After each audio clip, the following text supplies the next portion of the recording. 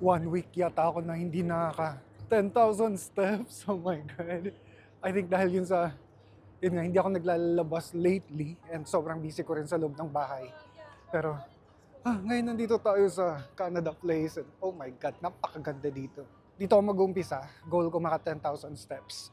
So from here, tatagos ako ng Cole Harbor, from Cole Harbor papunta dun sa Lost Lagoon. From Lost Lagoon, diretso sa second, hindi ko alam kung second beach ba o third beach yung tawag nila dun. Pero maganda yung panahon, at least hindi masyadong mainit. The past few days kasi sobrang init din, kahit alas 9 na ng gabi may araw pa.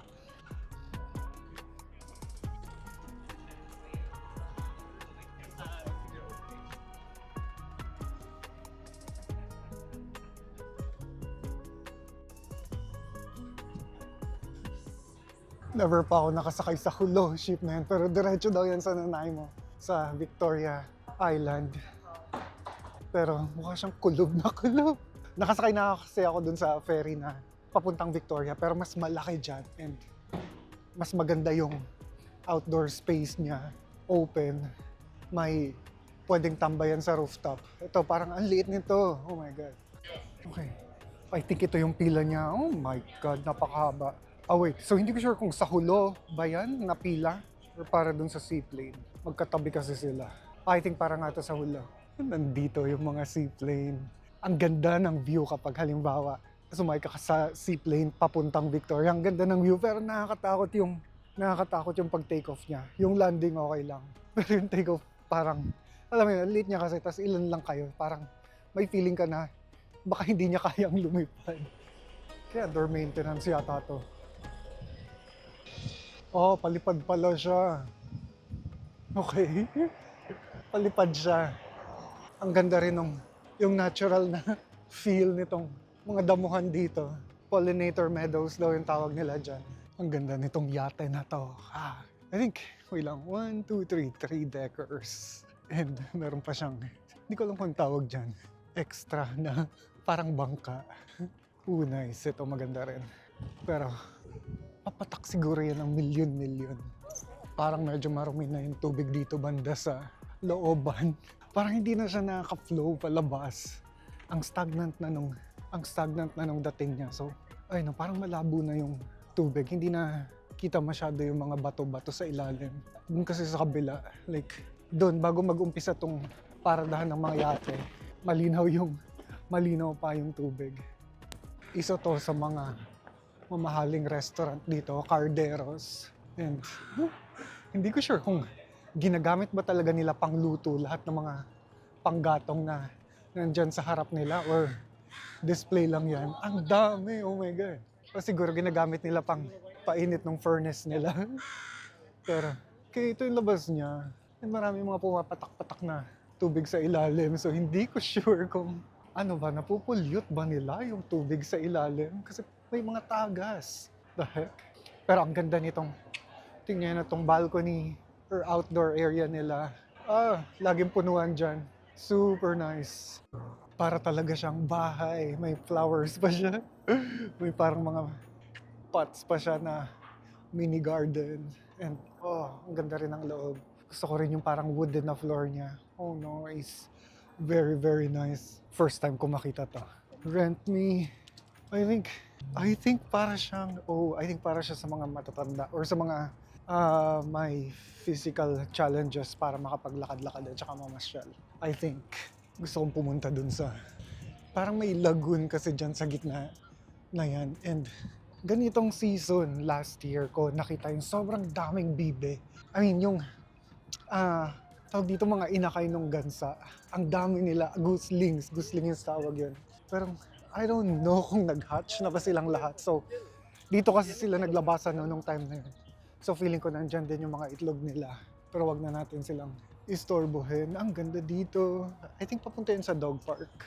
Ang bilis naging masukal nung daan. Before spring parang kalbo lahat ng mga shrubs dito ngayon. May mga flowers na sila. Ang ganda. Upo muna tayo dito sa willow tree na to. Sa tapat nitong lagoon. Buti na lang walang tao. Lagi may tao. Hindi. Okay, hindi pala ito yung matao na area. Doon tayo sa, may mas maganda kasing willow tree. Although maganda rin naman tong willow tree na to. May mas magandang willow tree. Sana walang tao doon. And hindi ko sure kung bakit parang yung vibe ng langit parang uulan any moment. Wala naman dun sa forecast na uulan today. Sabi cloudy lang, which is very nice dahil napakainit lately. Ito yung mas magandang area. Oh, tingnan nyo. And kumakabal na rin ulit yung dahon nitong willow tree. Medyo sumasayad na siya sa tubig dahil pa-summer na. And ang ganda dito. And so far, tayo ay nakaka 6,010 steps na. So, malakas yung kutob ko na lalagpas tayo today ng 10,000 steps, which is really good kasi ang baba ng average steps ko for this month dahil hindi nga ako masyado lalakad-lakad. Mabuti lang tumayo na ako. Gustong pumesto nitong dalawang to dun sa bench. Actually, maganda rin tong area na to. And may mga pato dito lagi. May nakita akong isa kanina. Pero feeling ko, tatakbo siya kapag nakita niya ako. Ayun siya. Ayun yung pato. Hello. Yes, dadaan lang ako. Huwag kayong matakot. Hello, hello, hello. Ang ganda nitong mga kulay dilaw na bulaklak. Ano kayong tawag sa kanila? Ganda nila, nice, very very nice. Mag-aalas 5 na and hindi masyadong matao tong trail na to kapag mga tanghali or hapon. Pero kapag mga bandang gabi na alas 5, alas 6 hanggang alas 9, doon dumadami yung tao. Nagjo-jogging dahil siguro, yun nga, labasan na or tapos na yung time nila sa work. Pero ang ganda nitong trail na to. Oh my God, tingnan nyo yung itong pato na to. Meron siyang sarili niyang bato na solo niya. Okay, kumalma tayo, wag kang lumiban, hindi kita kukuha lang ako ng video. Pero nandito siya, hindi ko sure kung kita sa camera. Ang cute niya. So ganito mangingain tong mga gansa na to, or goose. Nilulubog nila yung, oh my God, umuulan, nag-uumpisang umulan. Okay, bye. Isang lubog nga ng leeg dyan. Nilulubog nila yung ulo nila para makakain. Okay, bye. Na lang hindi natuloy yung ulan. False alarm lang siya. Pero sana hindi rin uminit ng sobrang mainit. Kasi mag-alas 5 pa lang and napakataas pa ng araw. Ng alas 5 dito. Mga bandang pasado alas 9 pa talaga. Didilim ng sobra. Sana hindi siya matakot. Pero tingnan nyo to. Magnanay na squirrel. Oh my God. Hello, hello. Hello sa inyo. Sana wala kayong rabies. Bye. May gusto po ba kayong sabihin? Asan na yung anak mo? Asan na yung anak mo na napakaliit? Okay, bye. Oh, nag-awa yata sila. Sana hindi umalis yung blue heron kapag kinunan ko siya ng video. Oh my God. Ano kayong ginagawa niya? I think nanguhuli siya ng isda. Okay, sige. Okay. May mahuli kaya siya, may tinitingnan siya. Okay, wala siyang nahuli. Pinapanood siya ng mga pato dito. Wildlife feeding is illegal. $500 yung fine. $500. And, oh my God, kita nyo nakatagalog pa, pinagbabawal ang pagpapakain ng mga hayop. Ang paglabag ay sa ilalim ng $500 na multa. Tinagalog pa talaga nila. Feeling ko may mga Pinoy na nahuli. Ang daming yellow flowers dito sa gilid. Ang ganda nila. Spring na talaga. Tingnan nyo. Oh my God. Ang ganda ng mga yellow na bulaklak dito pala sa side na to. And ang dami nila. Tingnan nyo. Ang ganda. Hanap tayo ng pwesto dito sa beach. Pero sana hindi umulan. Oh my God, kumukulimlim na naman. And lumalamig yung hangin.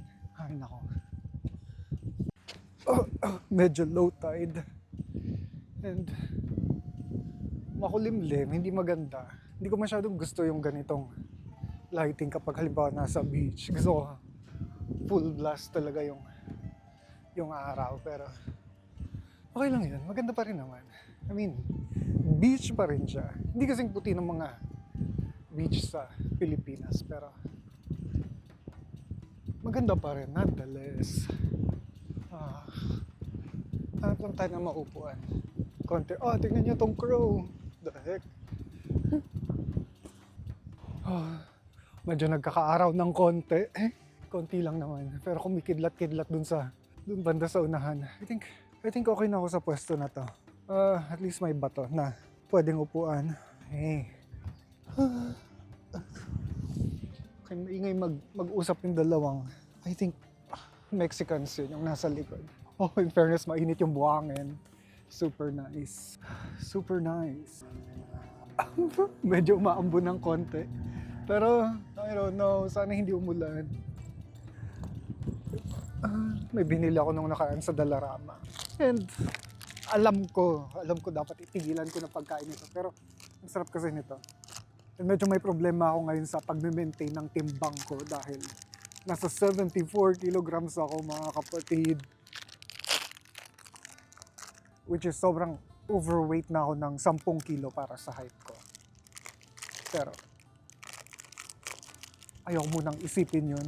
Ayoko munang problemahin yun. Tingnan nyo to, ang sarap nito. Ito yung paborito ko sa Dalarama. Hindi siya ganun katamis. Ang sarap. Yan ang perfect ng composition nitong buong video na to. Yung bato, yung buhangin, yung mga maingay na nagkukwentuhan sa likod. Gusto ko rin i-share sa inyo na natanggap na namin yung invitation to apply galing IRCC for permanent residence. And hindi pa namin ako kumpleto lahat ng requirements. Actually, yung kulang na lang pala yung galing sa akin. Pero nakakuha na kami ng pinag-preparean din kasi talaga namin na dahil malakas yung kutob namin na makukuha kami anytime soon. So, yung NBI clearance, pin-repair talaga namin yun. Ngayon, ang kulang ko na lang is yung diploma ko. Kasi hindi ko siya natanggap sa mail. Mag 1 year na since graduate ako and siguro ilang beses na rin ako nag-email sa school para mag-follow up. Pero yun, hindi sila nagre-reply. Yun na lang yung kulang namin. Meron lang kasi kaming 30 days para i-submit yung application namin, i-submit lahat ng requirements. So, ayun. I think na-mention ko na rin nung nakaraan na yun, malakas yung kutob ko na makakapasok nga kami sa draw and nakapasok na nga kami ngayon. So, hindi ko ma-explain yung nararamdaman ko pero masaya, kabado, may konting guilt, hindi ko alam kung bakit, na parang may maliit na boses sa likod ng isip ko na nagtatanong kung deserving ba talaga ako sa opportunity na to. Parang hindi ko alam kung bakit pakiramdam ko hindi enough lahat ng effort ko para makatanggap ng ganitong klaseng blessing. I don't know, ako lang ba yung ganun na may weird na pakiramdam lagi. Anyways, nakaka 8,854 steps na tayo. I think that's enough for today. Feeling ko, pabalik, mga 5,000 to 7,000 steps pa ako. So, I think safe to say na kumota ako today. Ang lakas ng patak ng ulan. Let's go. Nag-alisan din yung maraming mga tao na nakatambay doon kanina. Nag-alisan din sila. Oh my God. Wala akong dalang payong. Hindi ko ina-expect. Wala sa forecast. Let's go. Okay lang yan. Hindi ko masyadong na-research yung history nitong seawall. Pero feeling ko, tinambak lang yung mga buhangin dun sa second beach, third beach, English Bay. Sa lahat ng mga may beach dito, feeling ko tinambak lang yung buhangin. Tapos ganito talaga yung natural na shoreline dito sa Vancouver. Mabato. And parang ang solid nitong bato na yan. May nagsiswimming doon. Oh my God, I can't. Napakalamig ng tubig dito kahit summer.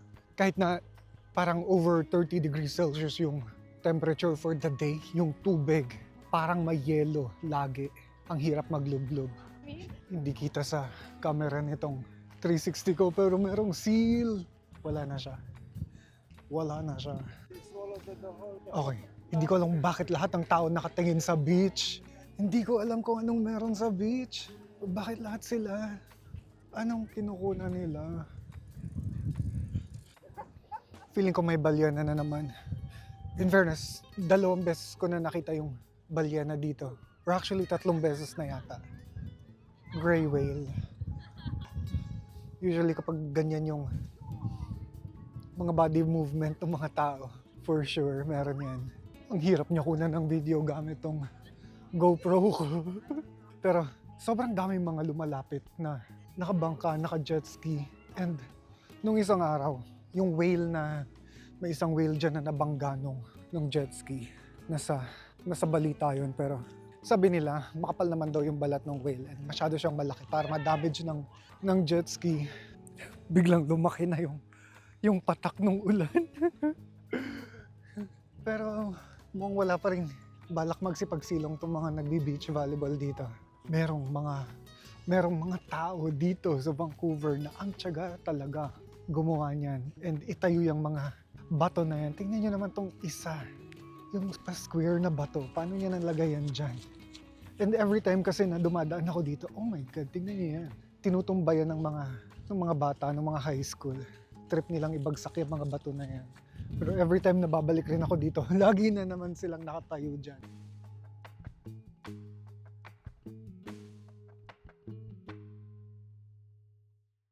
$17 degrees Celsius. And magdi-dinner kami tonight. Dito lang sa pinakamalapit na Vietnamese restaurant dito, as in isang kanto lang. And napakasarap nung, meron sila dong 3 bean na parang halo-halo. Sobrang halos kalasa niya yung halo-halo. Ito, yung pho, mien, thai. Meron na silang, naglabas na sila ng lamesa. Wala yan last time, di ba? So naglabas na sila ng seating arrangements dito sa labas. Pero last time wala yan. And napaka-convenient nung location nila, as in isang kanto lang from kung saan kami nakatira. And sa labas tayo? Or sa loob? Okay. Let's go. Sa labas kami. Yeah. Ha? Sa side na yan? Okay. Thank you. Ito yung menu nila.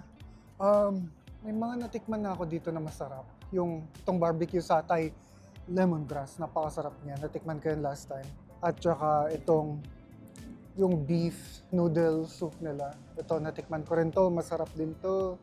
And mura lang to. Parang $17.50 lang yung pinakamalaki. Pero I think magba-barbecue ulit ako tonight. At saka itong, saan na yun? Wait, nasa na lang? Oh my God, nasa na yung 3-bean na dessert. Nalagpasan ko ba? Ito nga siya. Ito yung 3-bean kind of dessert with coconut milk and ice, and $7 lang siya. Yes, we are. Okay, how can I help you? Can I please have C? Okay, my soup for B is it not spicy and C half spicy. Oh, So you like the spicy or not spicy? not spicy. Non spicy. Alright, Okay, yeah. we have a chicken, beef, and pork. Which one you like?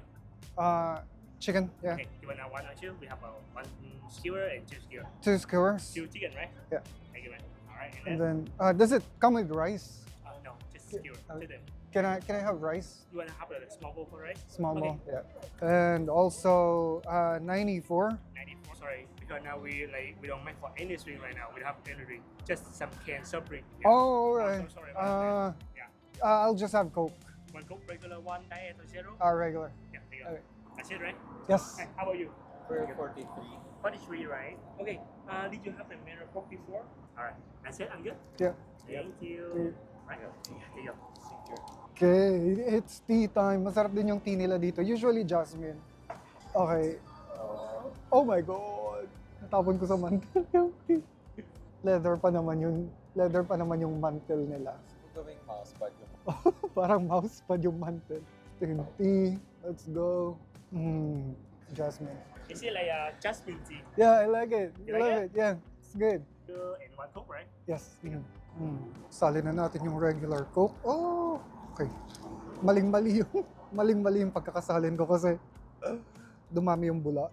What? Akala ko marami yung laman niya, pero parang napuno niya lang yung isang baso na ganito. Akala ko nung una fake siya na halaman, pero totoo siya. Parang may plastic lang yung outer petals ng flowers niya, pero totoong flower siya, buhay siya. Tinidiligan siya. Thank For you. the rice, right? Yes. You were? Mm-hmm. Sa Coke. Thank you. Oh, thank you. wrap salad. So ito yung lemongrass chicken skewer nila. Ang sarap tingnan. With jasmine rice of course. And ito yung in-order ni Ran. Ang sarap nung peanut sauce niya. Ang sarap tingnan. And ito yung main ni Ran. Ito yung soy sauce pork, di ba? Oh, looks so good. Okay, let's go. Ang legit tingnan nung barbecue nila. Oh. Ha? Gusto mo dito?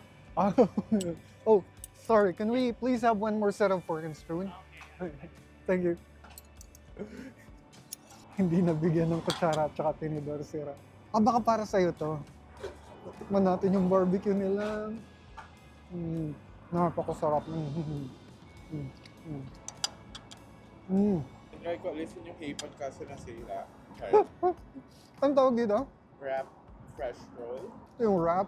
Sausaw natin dito sa peanut sauce. Mhm. Actually, excited lang ako sa peanut sauce. Mm. Mm. Mm. Ang sarap nung sauce. Sobra. Oh my God, gusto ko pa. Mm. Alisin ko lang silang lahat sa steak. And then, isasawsaw ko sila dun sa yung suka nila na matamis. Parang feeling ko ang daming asukal ng suka nila. Pero ang sarap kasi kapag ganun yung style ng suka. Yung manamis-namis. Yes, let's go. Mukha na siyang pulutan. Ito yung tsura ng suka nila. Sana hindi matapon. Ayan, ganyan. Na matamis-tamis. Lagay natin dito.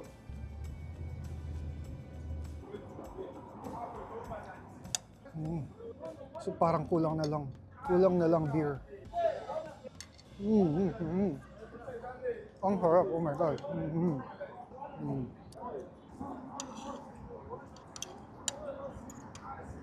Nakalimutan ko na walang red bean. Yung 3 beans. And sad, pero ayun, okay na rin. May coke naman sila. Ganito yung itsura ng Granville Avenue pag alas 9 na ng gabi. And buhay na yung nightlife. Marami nang nagiinom dito ng ganitong oras. Pero maliwanag pa. And itong Vogue Theater na to, maraming concert dito lagi. And so, pag mga ganitong oras, naglalabasan yung mga tao. Oh, nice. Hindi ko alam kung ano meron dito. Meron din silang sarili nilang Walk of Fame dito. May mga stars. Kasi hindi ko kilala yung iba. Ang ganda ng mga fresh flowers. Very nice. Japanese oishi. Oh, Japanese sushi. Ang ganda rin itong building na to. Makaluma niya na brick. Paborito namin yung ice cream dito sa Monaco Cafe. And mura lang rin yung ice cream dito. Try natin today. Let's go. Grabe naman. Tanong na yung cafe Anong kaya? Anong flavor? I think mag-raspberry cheesecake ulit ako.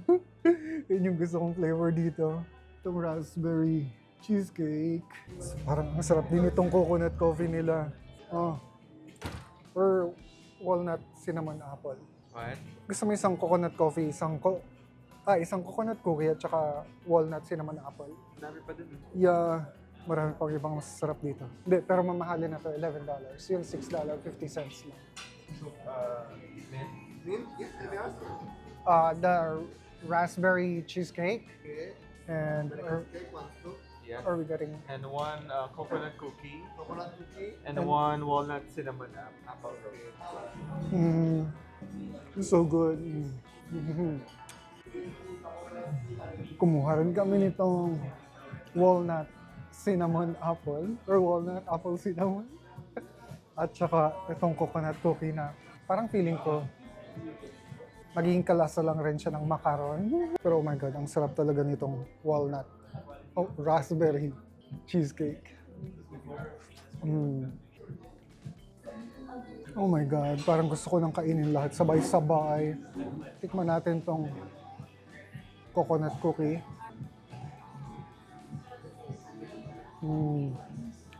Lasa nga siyang macaron. Oras na para tikman tong walnut apple cinnamon. Oh, napakaganda. Napakaganda ng itsura niya.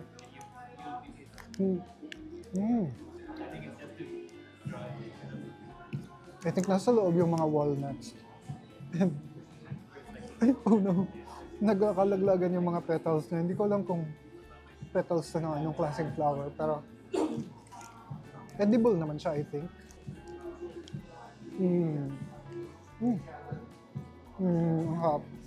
Para siyang apple fritter. Ang ganda na ng temperature.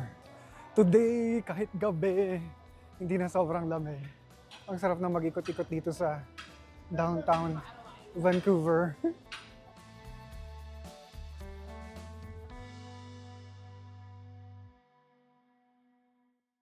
Naka 17,000 steps din ako, in fairness, and makulimlim pa rin, hindi pa rin alam ng weather kung gusto niya ba umulan or hindi.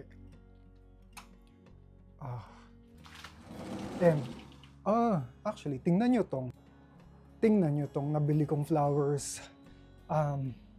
Plano ko talaga bumili sana nung naka-bouquet. Kaso pagpunta ko dun sa Save on Food, wala pala silang tindang flower vase. And ang bobo ko, so imbes na bumili ako ng bouquet tapos dumaan sa Canadian Tire kasi katabi lang siya ng Canadian Tire. Naisipan ko bumili na lang ng buhay na halaman para actually to sa anniversary ni Mama. So, namatay siya 1 year ago. Pero maganda rin naman. Maganda rin naman yung flowers. Azalea. Azalea daw yung tawag dyan. Ang bango nung naamoy kong ulam na niluluto nung kapitbahay. Oh my God. Amoy corned beef na naman. Ang haba ng araw lately. Parang ang aga niya sumikat, mga 4:30 a.m. Medyo maliwanag na, parang bukang liwayway na. Tapos hanggang alas 9 na ng gabi may liwanag. And hindi na ako aasa ng magandang sunset tonight. Kasi kanina, muntik-muntik na umulan. Alam mo, hindi ko makita yung baba nitong balcony dahil may nakaharang na parang concrete dito. Pero I think magandang option na gamitin tong stick para masilip ko kung ano yung itsura ng baba. Kasi never ko nakita yung mga balcony sa baba dahil dito sa semento na nakausli. Tingnan natin. May pupuntahan kaming dinner bukas. And sabi ni Ran, business casual daw dun. Hindi ko na alam kung ano ibig sabihin ng business casual. Pero wala na akong mga damit. Kasi parang ang tagal ko nang walang work. And so, parang hindi ko kailangan yung mga long sleeves or ng mga polo shirt. And yung mga natira na pinili ko, hindi na rin sila kasya sa akin dahil medyo bumigat nga ako. And I don't think na gugustuhin ko magputi or I think maganda tong color na to. Feeling ko ayoko magputi or mag-black. Pero wala rin akong ibang natirang long sleeve. Mga puti lang, tas may mga mancha pa dahil sa BB cream. Actually, ito mo, maganda rin to. Oh my God. Hindi ko alam kung ano yung isusot ko sa totoo lang. Pambaba pa. Yeah, puro black and white yung natira. And ayoko pa naman nagsusot. Pero wala akong choice. Sukat ko tong 1, 2, 3, 4. 4 yung choice ko. Pero hindi ako umaasa na meron akong mapipiling maganda. Sa pants, I think wala nang problema yung pants. Mapapagkasya ko pa naman yung sarili ko sa halos lahat ng mga pants, I think. Actually, gusto ko tong kulay blue na to. Non-negotiable tong kulay blue na. Yeah. I think maganda tong blue na to. And kung halimbawang walang maganda na walang magmukhang maganda, I think magti-t-shirt na lang ako tapos papatungan ko na lang ng blade. Pero hoping ako na may kahit pa paano isa or dalawang maganda. Ang kinakatakot ko, malaki yung tinaba ko from the last time na sinuot ko tong mga sure. Ito actually so far, oh my God. Feeling ko ito na. I think ito na. And what the heck? Maluwang pa rin siya. I mean, hindi ko pa rin siya napupuno. Yeah, I think napaka-safe nito. So, pag halimbawa walang maganda talaga dito sa ito na yung susunod, tingnan pa natin. Itong white. Gusto ko pa naman itong white na to. Kaso, mukhang lumang-luma na siya. Ayun nga, nagbi-BB cream kasi sila. Nagmamantsa dun sa mga kwelyo. Tingnan natin.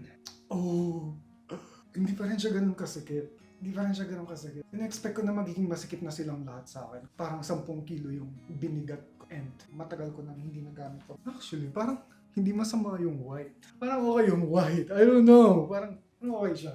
Yeah, I think parang gusto ko siya. Oh my God. Hindi pa rin masama. Hindi pa rin. Okay siya. Okay to. So, at least dalawa yung okay. Try natin tong mas bago. Parang last month lang nabili tong kulay blue na to. And hindi ko rin nakikita sila na ginagamit to ng madalas. So, let's go.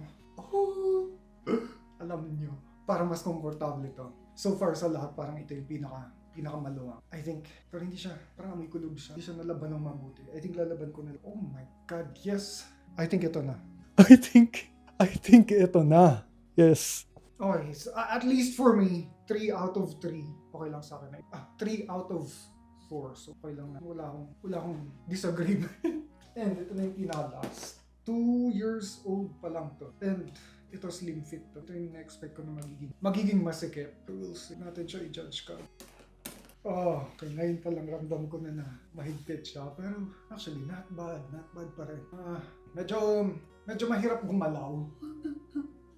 Meron, okay, no, medyo mahirap siya igalaw. Masikip siya. I don't think na ito para akong naka-all over dahil parang blue. Yeah, I think ito yung pinaka hindi ko gusto sa kanilang lahat. Tingin nyo.